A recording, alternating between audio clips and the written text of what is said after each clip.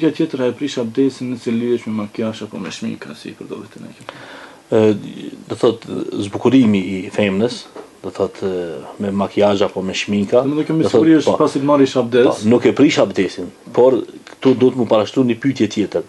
Kur një femër do thot zbukurohet, atëherë para kujt na ka drejt me dalë e zbukuruar. Do të ka fjalë vetëm për në shtëpi. Nëse do thot për në shtëpi apo në mesin e grave, nuk prish punë.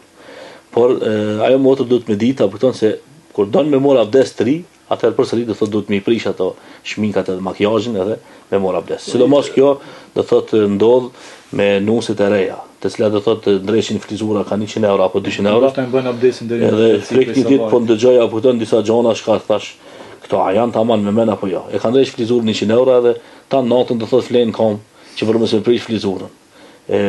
Kjo më nuk është edhe kuptim. Do të ka fal namaz natë. Inshallah ka fal namaz natë, por do thot na duhet me kuptu një sen. Do thot nuk ka qëllimi final do thot me u zbukuru. Qëllimi final është zemrën me pas të pastër, edhe qëllimi final është Allahun me adhuru.